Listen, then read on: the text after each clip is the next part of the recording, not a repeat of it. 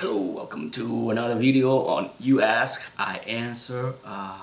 Half man, half amazing.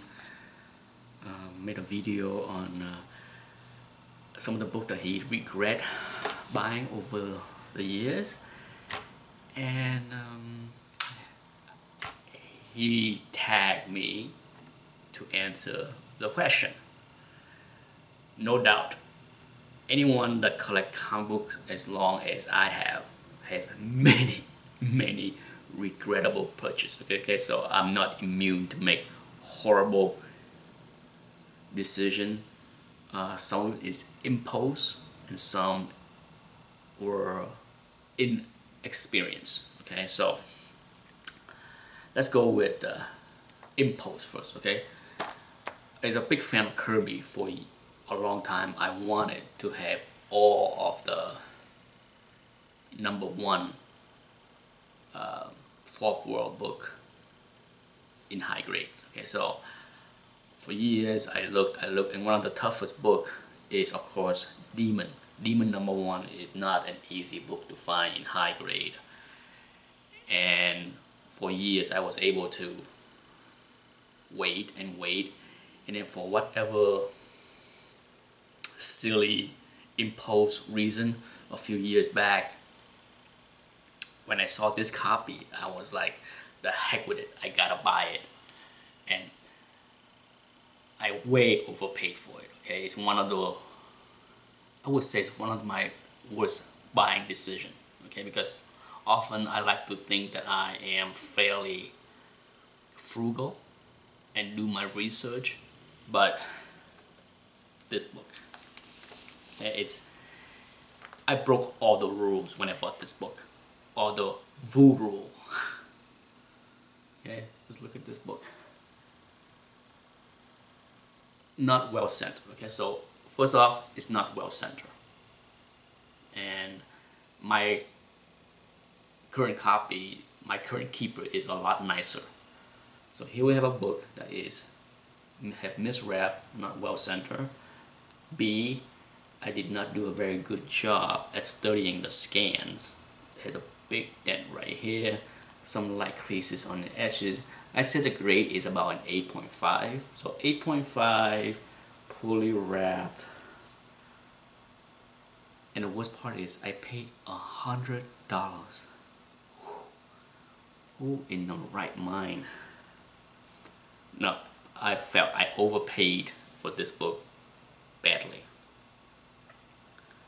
It's one of those books that I am certain that if I sell this book today, I will lose money.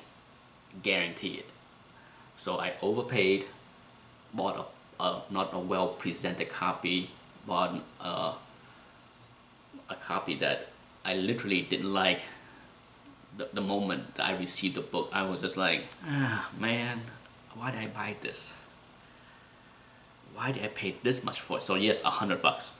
And luckily a few years later, I did find a much nicer copy, better grade, better center, for a lot less. I think I paid, I wouldn't say half of what I paid for this one, but I think I only paid like maybe, well, since I don't remember on top of my head, I don't want to guess, but I know for sure that my keeper, which is a lot nicer, more likely in the 9.2, 9.4 range instead of 8.5, and I paid a lot less, and it's a lot better center. So yes, this one, it was one of those impulse buy that for whatever reason I just felt at that moment I can't wait anymore, I must have it. I want to complete my Kirby #1 set. I should have waited. As always, rash decision often backfire. The next one is inexperience. This book, I have a lot of regrets, but I think I only kept a few. Many of the books that I regret, I have long since sold or give away or tossed in the trash. Yes, tossed in the trash. This one, okay, let me show you the book. Look pretty high grade, right? Look pretty nice. Only years later, after I learned about restoration, this book was trimmed on all three sides. Okay? I don't need to send it to CGC to know. I don't need to send it to any pro to know. But my God, okay, one of the telltale signs of a book that has been trimmed is back in the Silver Age, Bronze, Golden, even Copper, unless a book is square bound, okay? If a book is square bound like this, you see the edge flush like this because of the way the book was bound together, stitched together, and then the guillotine cut. Okay, that's the only way you can have an edge that is flush like that. If you pull out just about any Silver Age books, you will see that the edge is not straight, okay? And so you look at this book. I'm not sure if this is gonna come through, okay? Just look at how flush and square that edge is, okay? And if I stand this book next to any other Silver Age books eventually I have, it is a lot shorter. I have showed this example before where, you know, I stack up a bunch of Silver Age book of a title and they are uneven, no doubt, okay? There are no such thing as Silver Age book that completely match, perfect size across and on the length or the width or the height. There's no such thing. But this book, when you stand it across all my other Silver Age adventure, it is much shorter than the rest of them. So it's almost safe to say that whoever it is that sliced off the entire edge right here to make this look razor sharp also did to at least one, either the top or the bottom edge. If I had to guess, top edge, because most Silver Age book have overhang, okay? So if you look at this, I'll show you this top part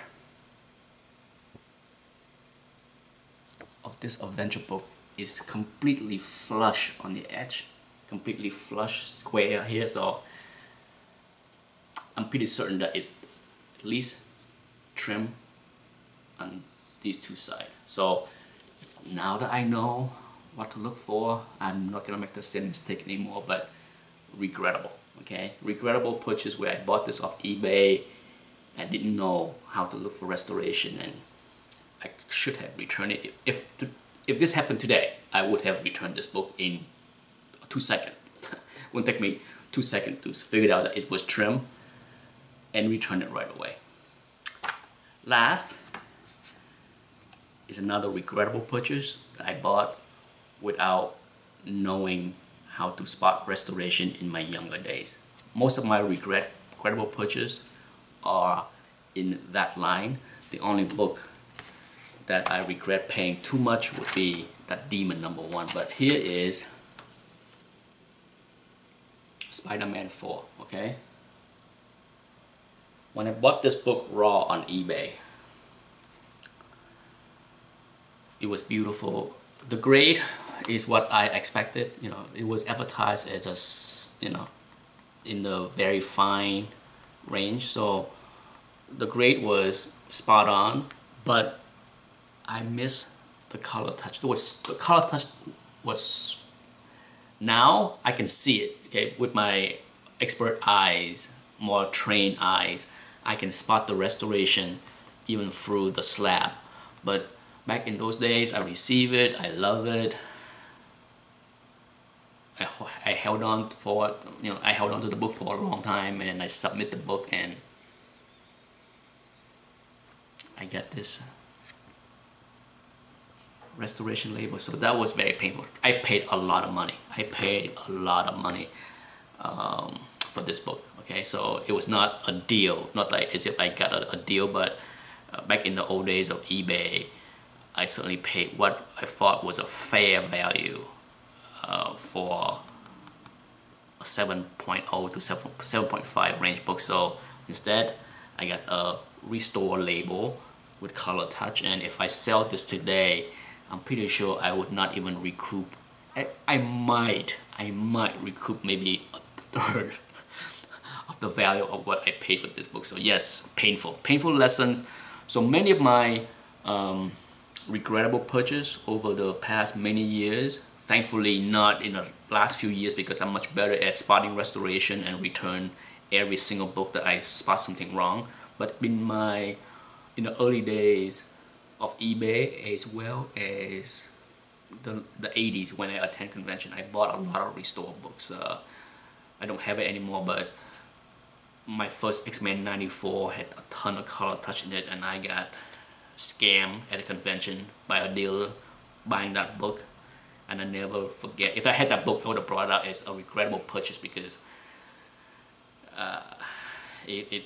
that book pains me just as much as this book, because I remember the exact moment that I bought it and how the dealer kind of nudged me into buying it, being so young and foolish. I didn't know better.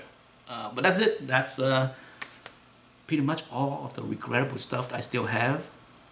I'm sure if I think about it and go through my collection, I can pull out some more, but for now, that's all I have.